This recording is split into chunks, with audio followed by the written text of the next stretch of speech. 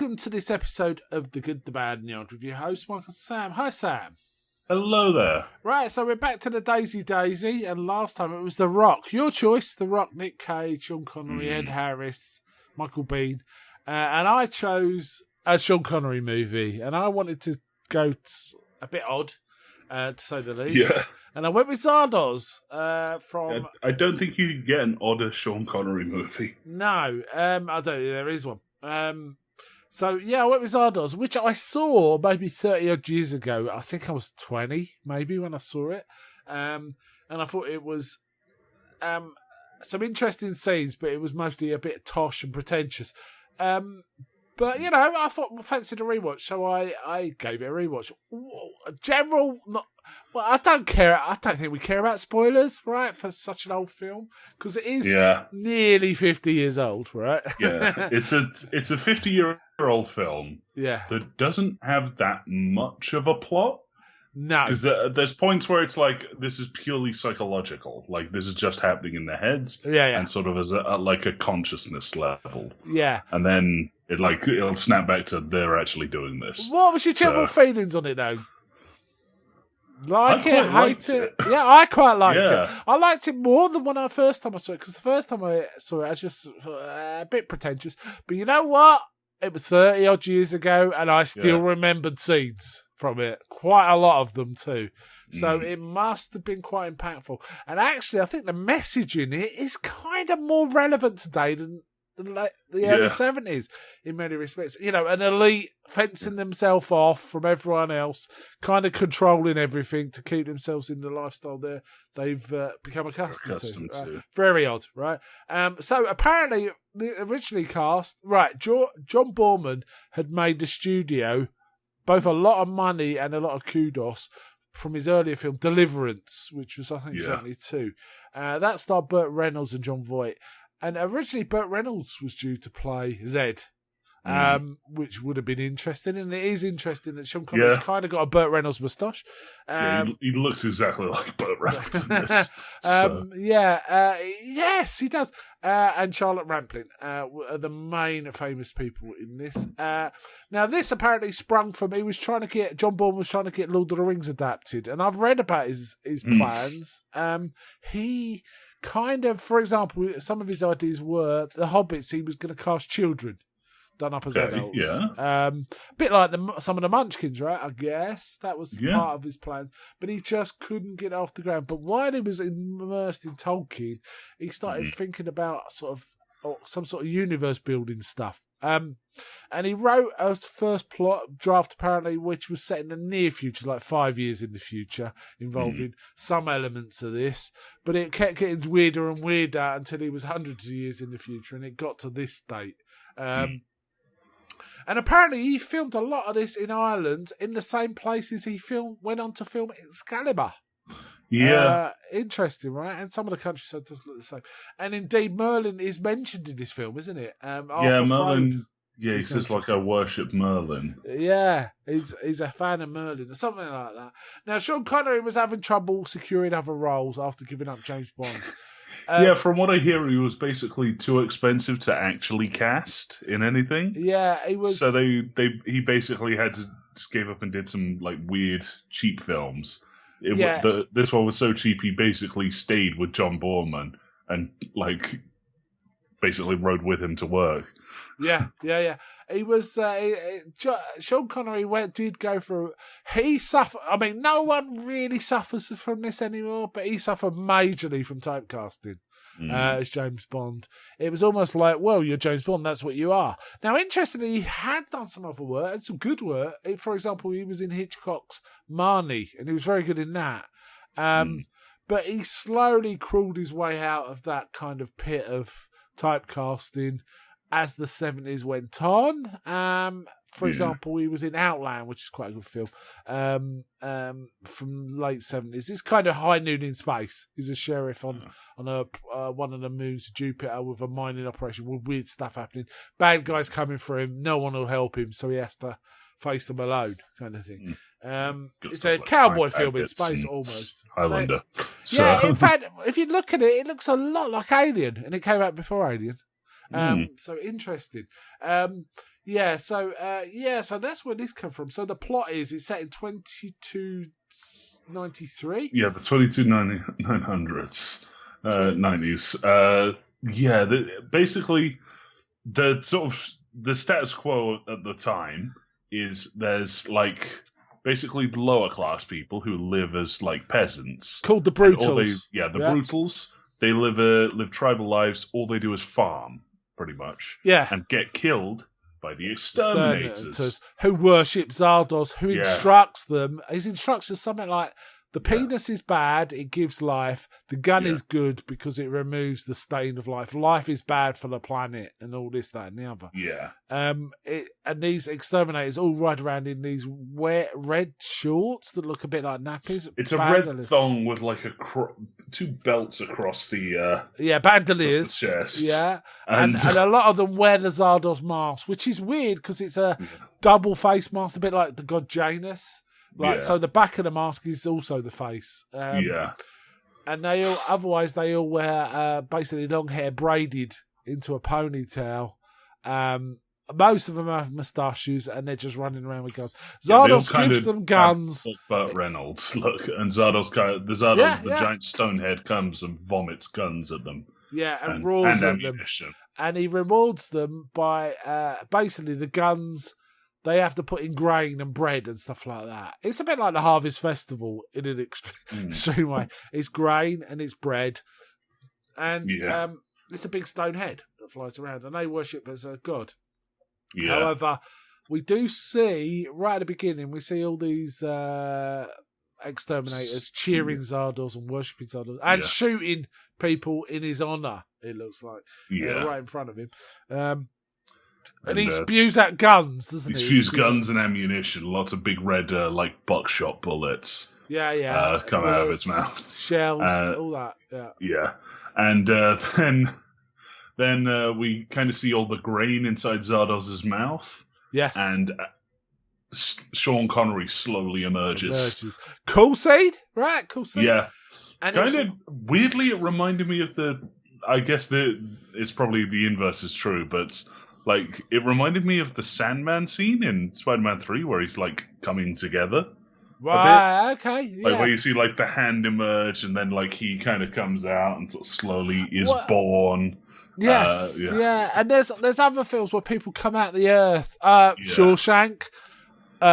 Recently, Raising Arizona. The brothers come out of the earth, don't they? Yeah, we watched that, yeah. And there's a horror film called Prophecy where someone comes out of the earth, an angel. It's kind of a symbol of birth, or birthing into a new world, right? Yeah, I'm wondering if this was like the first film to do it. Probably not, because it's 74. But you know what? I can't think of any others.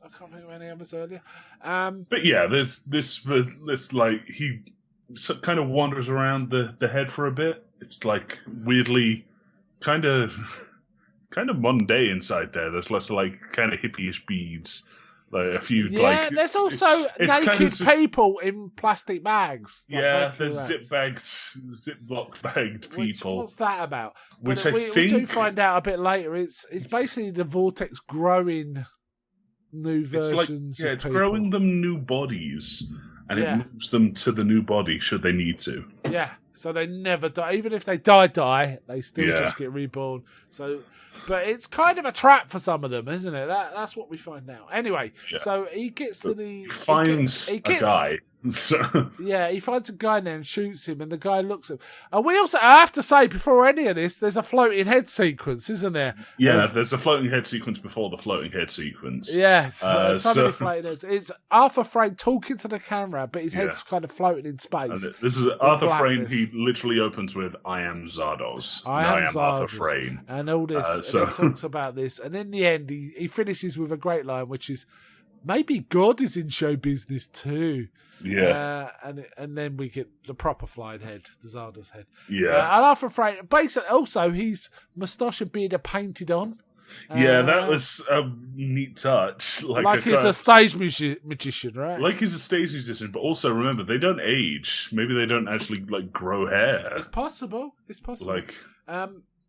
And essentially, then when Zardoz lands, Zed gets out, and he's in this like very English or Irish-looking woodland with a country house. I should also say, when he shoots Arthur Dane, he doesn't fall out as much as he gets like floated backwards, upwards, out of the mouth. It's like, oh.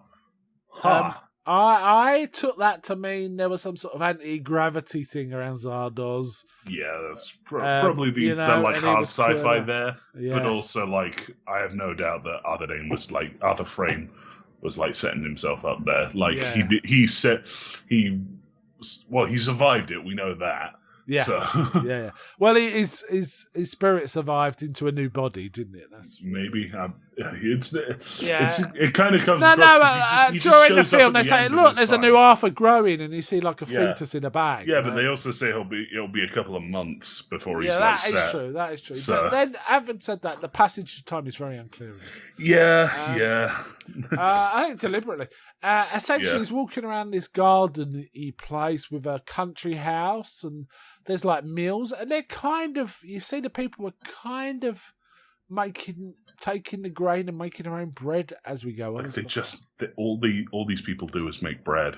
Yeah. Like they farm and stuff, right? They farm and stuff. But they find Zeds in their presence, and two women, Consuela and May, find Zed. Immediately psychically attack him. Now this bit reminded me of like the mutants in Beneath the Planet of the Apes, somewhat the effect and their powers. Okay, I was going to say Flash Gordon.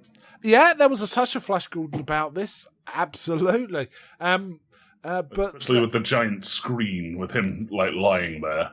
Yeah. Anyway, they take him prisoner out. Now, Consuela basically wants him dead because he's a danger. He's going to upset the order. Whereas May wants to experiment, do science stuff with him, and they grant him. Basically, everyone votes on it, and John Alderton's character, which is called Friend, is like the cynical one. He's totally bored of the whole thing. And he does take the view of, let him live it. At least it's a change. They're all so bored of living. All right? Mm. Well, some of them are bored of this. Some of them are like just sort of going like they're into it. Yeah. Now, we do actually find out later in the film there are people who couldn't put up with the life and went one of two ways. Yeah. The ones who started having thoughts that no one... And because they're all psychic, they all kind of know. Having thoughts that sort of ruin the status quo, get artificially aged, don't they? They get punished with aging, and then they kind of get shut off in a room. And they kind of become senile, and they're called the Renegades. Yeah, the Renegades are like all the people that kind of want to die. They want to go back to how humanity was. But they can't die. That's the thing. They can't. So they shut them off, and they're all fairly old. They've all been aged because of their various... Yeah. Then there's also the apathetics, which I think was kind of like the freaky sci-fi part of this. Yeah. It's like they're immortal. They don't need to eat or do anything, so they just stop doing anything. They just move really slowly. But they do dispense bread to them and just throw it at them. Yeah. So presumably they slowly feed themselves. Now this reminds me of some vampire literature where the very, very older vampires basically become statues. They just barely need to feed. They're kind of, they don't care about the world and they just can't be bothered, and so they do very little, and so it kind of made me think of that. But it's an interesting idea. You kind of can see it. If you were immortal, what would happen in the end? You'd get thoroughly bored. Right? I was associating it with something from JoJo. Basically, there's like a perfect life form. It adapts to anything, any situation it's in. And it gets tricked into like an active volcano, and it gets launched into space, basically. Yeah. And as it's carrying on going, his body basically destroys his mind, just because it's not necessary. It's just going to be worse off if you have a brain throughout the slow drifting through space. Yeah. There is a Stephen King story. I think it's called The Jaunt, where they can send people through this pathway, but any animal they ever send goes insane and kills itself. So they work out that time passes infinitely slowly in the passage, but not your body, but for your mind. So everyone gets put to sleep gets put to sleep before they get. But one guy stays awake and is insane. Basically, he says, it's been billions of years. He's just been trapped. This brain, and it sends itself mad. Yeah, it's kind of like that. Now we also find out that they're overseen by this thing called the Tabernacle, which is in a crystal, but it's an AI, right? Which is interesting. Yeah, I like weirdly okay, it's like kind of foretelling like fiber optic cables there, like glass cabling. Yeah, a transmission means. Yeah. So, and again, it kind of feels a bit like, all these billionaires interested in building cities on Mars and going into space. And it's like, why don't you make the world better, right? With your money rather than... It's kind of weird. It's kind of weirdly prophetic. It feels more prophetic than it was when it came out to me. Yeah. So there's the what are they? The Eternals. Then there's the Renegades and the Apathetics, and Zed's among them, and she's doing experiments on him. She's trying to work out. May's doing experiments, and eventually it comes to a point where it's like, we could conceive. One of the things that's a central premise is once the men become immortal, they become impotent because there is no drive to reproduce. There's no drive, and so they don't, and they've kind of forgotten what it's for. They're like, okay, we know flaccid and we know erect. We don't know how it gets between these two states. And she tries to experiment. Basically, Consuelo, who wanted Zed killed, but the rest of them voted with Friend, really, and May to keep him alive for free.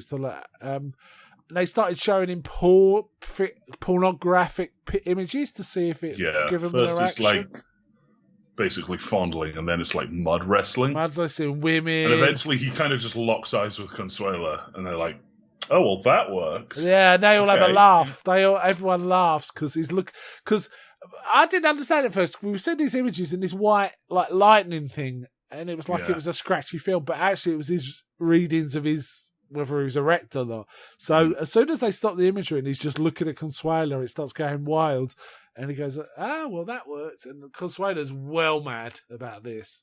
And it also appears the Eternals don't really need to sleep because they observe Zed sleep and said, they like meditate. Yeah. So. And it's weird that Zed's weirdly compliant. He'll sit in a cage. They put him in a cage. He just stands there, even though he could just open the door if he wanted. Well, they do kind of explain it because it seems like he's been bred. Stuff comes up later, and you basically find out he's been bred to be by Arthur Frey. By Arthur, yes.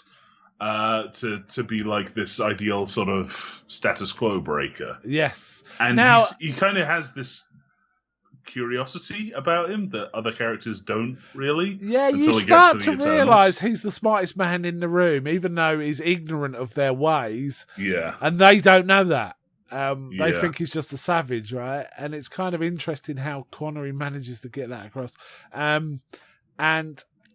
This bit kind of reminded me of Dune. And the Kwisatz Haderach, having to be... Yeah, the whole thing was kind of Dune-y. It was messianic, wasn't it? Yeah. It was messianic. And you realise later on in the film, when he actually goes to the borders of the vortex and gestures to the other exterminators, this is all planned. They plan for him to get in there, and we actually see them burying him in the grain, don't we? His colleagues burying him. Yeah, who are also part of this, like, genetic... Yeah. Like, breeding program. Yeah, and it was kind of weird though, because at one point, early on, we see him kind of raping a woman, and he says, "Oh, I took a woman in the name of Zardoz," but that doesn't gel with the beginning bit where he's saying the penis is evil, and the gun is good, does it? Anyway, that kind of didn't quite work. There was lots of ideas thrown at the wall here, and they didn't quite gel, really. But I kind of liked it.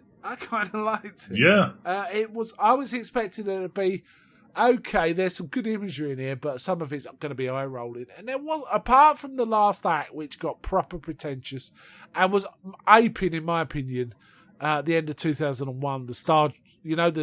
was it the Star Journey, the Star Drive, or whatever it's called? The 10 minutes of the guy sitting in the ship. And there was a whole section where it was like just imagery going backwards and forwards and stuff like that. I did like him killing the computer. That was kind of like he went into it and he kind of had a debate with it for a little bit. Yeah. And then he shot it. Yeah, It's like nice and simple. Yes.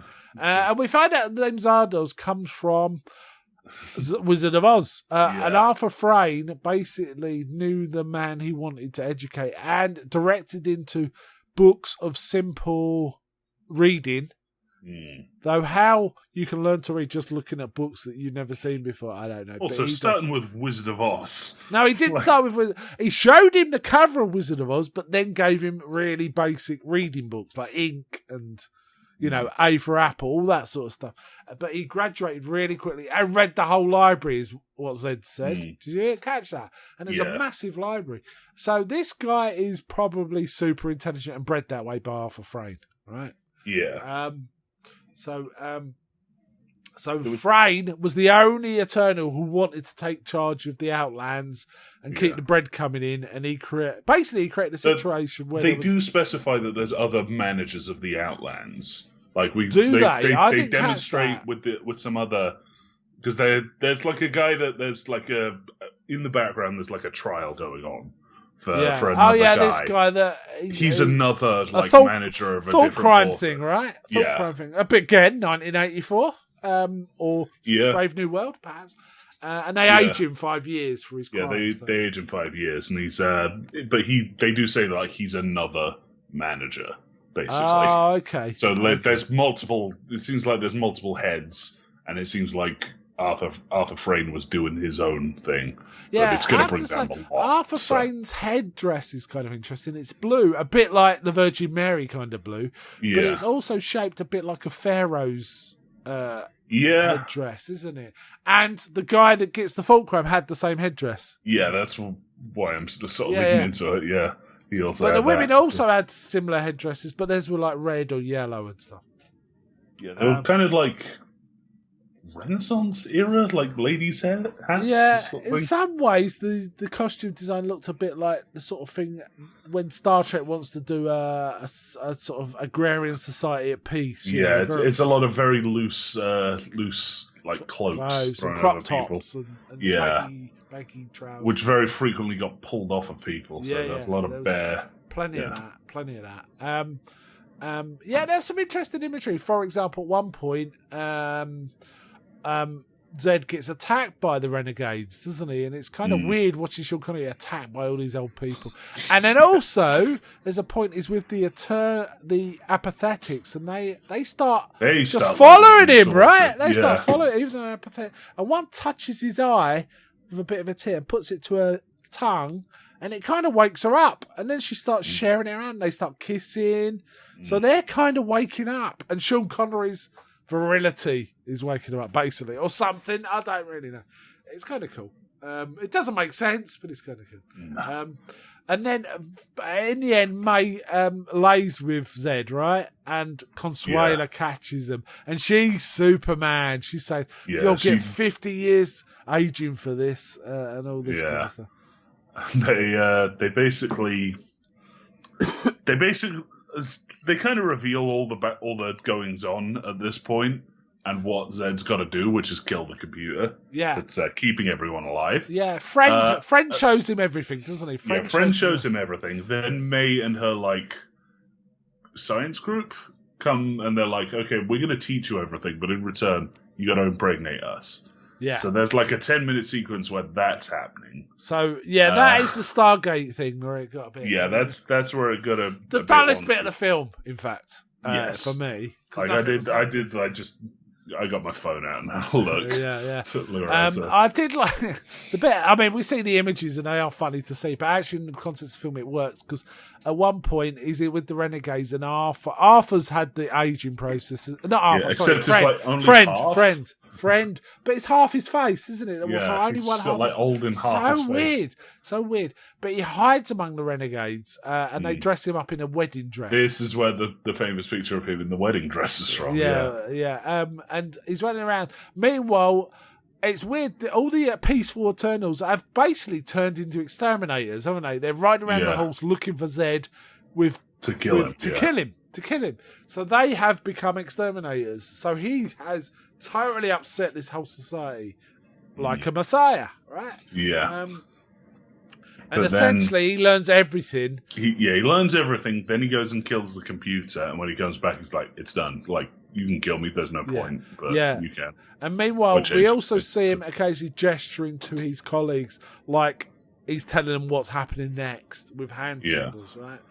So I think he's also educated some of his, some of the other exterminators. So that this is a big plan, right? He wants to bring the walls down, and they come in and kill everyone. But everyone's grateful, especially the apathetics. Please kill me, and it's so they just sort of run around like orgasmically going like, "Yes, kill me, come on, yeah, let's go, yeah." And then they get like stabbed and dropped, and they're like writhing on the floor moaning about it. So but and this is where it takes another sort of weird turn. What's her name? Consuela basically comes to the reason it's like, there's no point in killing him anymore because what's done is done. Zed's like, okay, mate, get all your followers, leave. Just leave. Just leave. So all the impregnated ones leave. But then Zed and Consuela go off and we see them out. First we see them together, then we see her pregnant, then we see her with a small boy, and he ages and he goes off. Right? He goes off, and then the other two age to dust. Yeah, and I guess that's just an allegory of parenthood, right? But the only thing left at the end of the film is the rusty revolver hanging on the wall. That's the only thing I saw. So interesting film. Would you say it's a success or not? Well, I'm going to guess it probably wasn't a success at the time. No. Apparently, it wasn't. And apparently, people coming out of the theatre from seeing it warned the people queuing in because do not go see this film. So it had a real strong negative feedback. Now, some reviewers liked it, but most didn't. Most reviewers who saw it thought it was pretentious nonsense. So it didn't work out at all. So John Boorman. I think John Boorman didn't do anything until Excalibur after this. I could be wrong. Let's have a look here. He did Exorcist too. Of course he did. Of course he did. Yes, and just to remind you, he turned down directing The Exorcist to make this. So there you go. Of course, we've done The Exorcist too, right? But that, I think, made its money, which got him back on even though it was terrible. After that, it was Excalibur. It was 4 years later, but yeah. So. But we liked Excalibur, right? Rampling thinks the film's... what she said about it was she did it because she said it's poetry. It clearly states, love your body, love nature, and love what you come from. I didn't read that into the film. No, but I think this is very much a film where you can kind of make your own interpretation. It's completely correct. Yeah. So, sure. Because from what I've seen, John Boorman doesn't know what it's about. Yeah, so, and he wrote it by his own words. And it does. The credit is what's about. Written, produced, and directed by John Boorman. It's an interesting work, and I think there's some really interesting stuff going on. The only bit I really did like was the whole inculcating him with knowledge, all the knowledge they have, because it went on too long, and it was just a load of images, really. You know what? One thing made me chuckle right at the end when the computer announces you've beaten me or something like that, right? I can't remember the exact words, but the voice of the computer sounded almost exact. And I tried to find out whether it was the same, and I couldn't find anywhere that said who the voice was on this. And the voice that it also reminded me of, which was the end of Flash Gordon, where the computer says, "Congratulations, Flash Gordon, you have saved the planet Earth." That guy. They sounded the same to me, and it was such a similar message. Yeah. So essentially, like I say, it was an elite, knew the world was going to shit, locked themselves up. We have to say, basically, we find out all these people are the offspring of the scientists and the rich people that made this vortex, right? And they deliberately allowed the world to go to shit just as long as they were okay. And there's lots of weird imagery. Like there's one bit where he's laid out on a table and they're analysing his thoughts to look what happened to Arthur. But in the walls, there are naked people in like plastic bubbles. Just it's completely stationary. Presumably they're growing new Eternals, or because we do see Arthur's fetus among them. Yeah. There were some interesting other aspects about this film. For example, they had trouble getting guns in because it was set in Ireland, and of course the Troubles were a full flow. Yeah. And you weren't allowed to bring guns into Ireland. Yeah. For that reason. So, yeah. Interesting use of music. There was some Beethoven in this and some other sort of... I heard Toreador, but yeah. Yeah. It's... yeah. I mean, I got what the film was about. I didn't find it impenetrable in any way. It was kind of exciting. And kind of cool. And I have to tell you, the imagery stays with you, man, this film. The giant floating head in particular. I'm wondering. I was trying to work out have the Simpsons ever, because they do. In Futurama, they do all sorts. Don't they? Planet of the Apes. Okay, there was a Rick and Morty episode that did a Zardoz. Right. Except instead of depositing guns, it deposited sex droids to the feral men, and the droids would go back with the samples. And they'd give birth to the enlightened women. So. Okay. It really didn't earn any. It earned $1.8 million at the box office, which I don't know what his budget was, so I don't know. His budget looks to be 1.57. No, it did not make its money back. Okay. Yeah.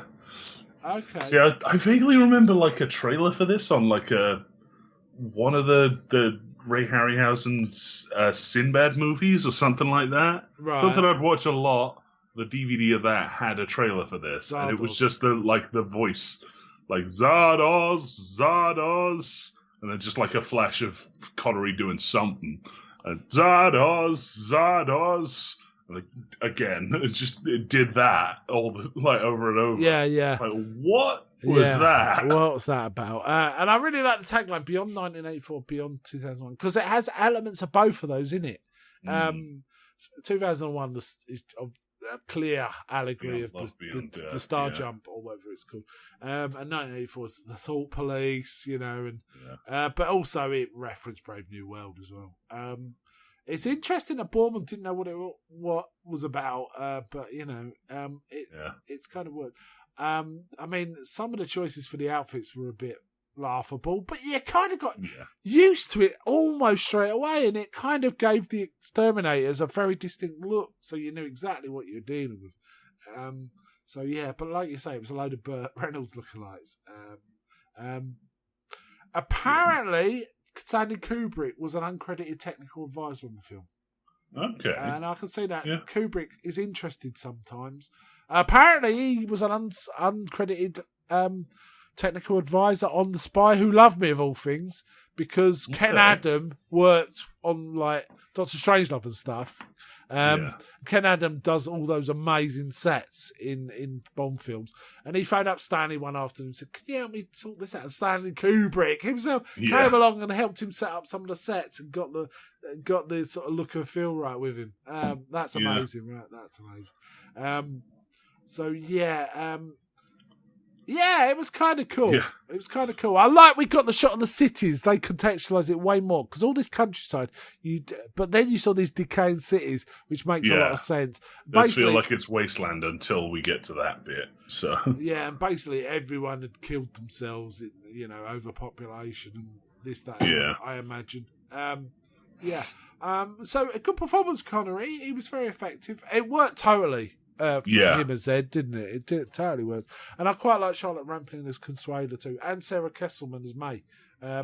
John Alderton's not done many films. He's usually a comedy actor, and he's quite good as Friend. And it was kind of cool that you found out at the end Friend and Arthur working together, which explains why Friend was showing him around and explaining everything, right? Yeah. Because it's a deliberate plot by both of them. Did the weird, goofy bit where they looked at him and Arthur was like, "Should we kill each other?" Just for the irony of it. Yes. And then right at the end. Yeah. And then and then I think Friend got shot. And Arthur looks so offended. Yes. Not a bad film at all. What would you rate this film? I'd put it 7 or 8. Yeah, I'll give it a 7.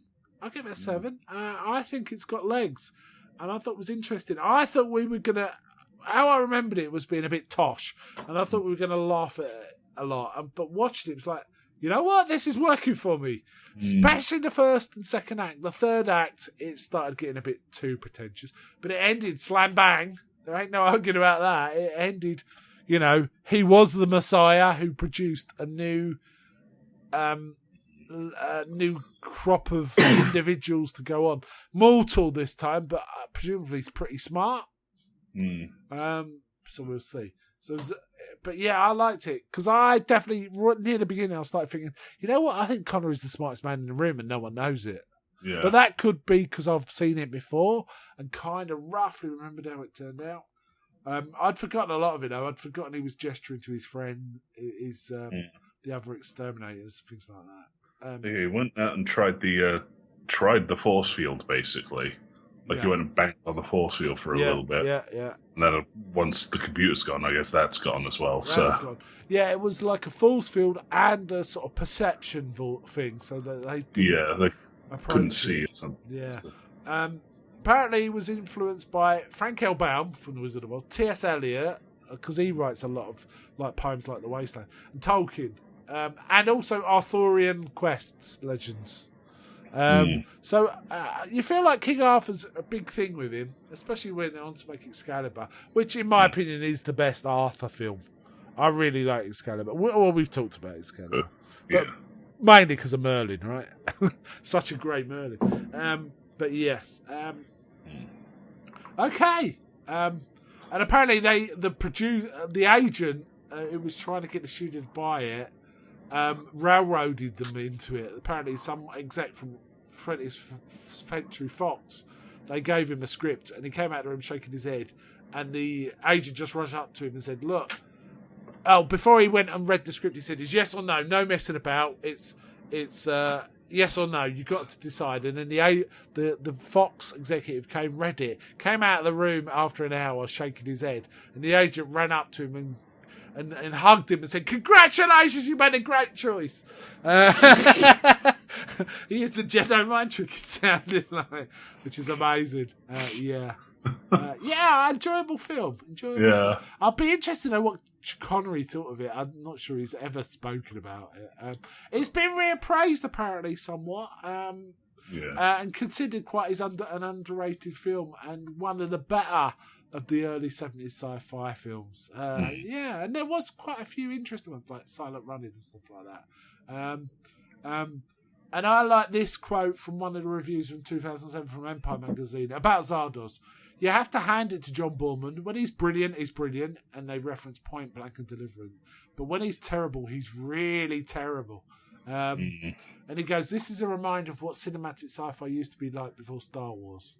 And then he basically slags it off, and then he says, "But it's strangely compelling," which I think is kind of cool. Now, Channel 4 actually reviewed this and said it's John Boorman's finest film.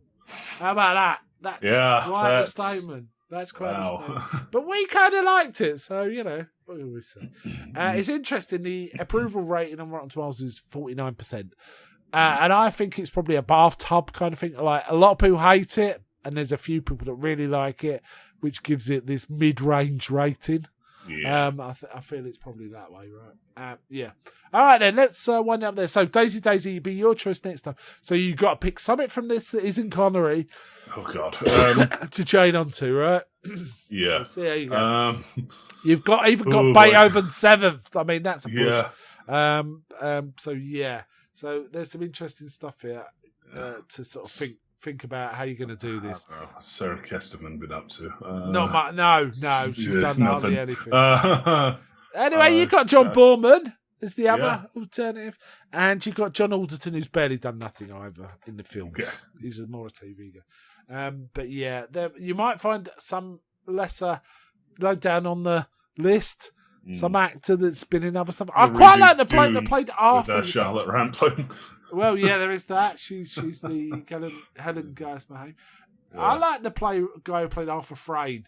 Again, I can't recall but he had a real presence, that guy.